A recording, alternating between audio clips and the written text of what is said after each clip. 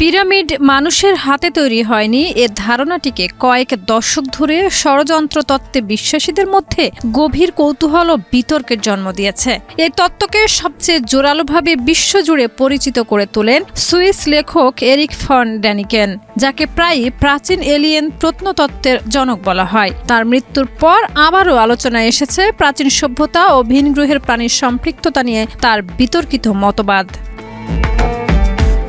1968 সালের বই chariots of the Godse ড্যানিকেন দাবি করেন ভিন গ্রহের প্রাণীরা প্রাচীন মিশরীয় ও মায়ান সভ্যতাকে উন্নত জ্ঞান ও প্রযুক্তি দিয়েছিল। তার মতে পিরামিডের মতো নিখুঁত ও বিশাল স্থাপনা তৎকালীন মানব প্রযুক্তিতে নির্মাণ করা সম্ভব ছিল না। তিনি প্রশ্ন তোলেন, এত ভারী পাথর কিভাবে কাটা ও সরানো হয়েছিল এবং সেই যুগে মানুষ কিভাবে উন্নত গণিত ও জ্যোতির্বৈজ্ঞানিক জ্ঞান অর্জন করেছিল।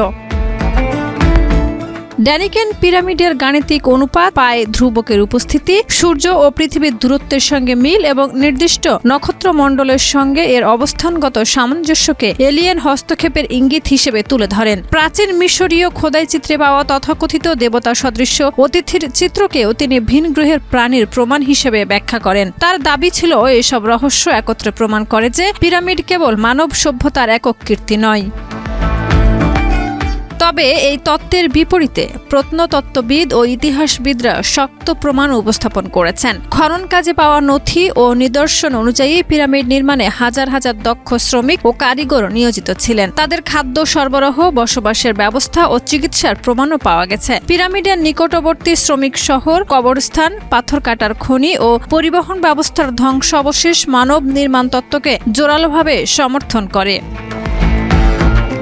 তবুও ড্যানিকেনের তত্ত্ব জনপ্রিয় সংস্কৃতিতে ব্যাপক প্রভাব ফেলেছে। তার বই 32টি ভাষায় অনুদিত হয়ে কোটি কপি বিক্রি হয় এবং অ্যানসিয়েন্ট অ্যালিয়েন্সের মতো টেলিভিশন অনুষ্ঠান তার ধারণাকে নতুন প্রজন্মের দর্শকদের কাছে পৌঁছে দেয়। এমনকি প্রযুক্তি উদ্যোক্তা ইলন মাস্কের মতো প্রভাবশালী ব্যক্তির মন্তব্য মাঝে মাঝে বিতর্ককে নতুন করে উস্কে দেয়।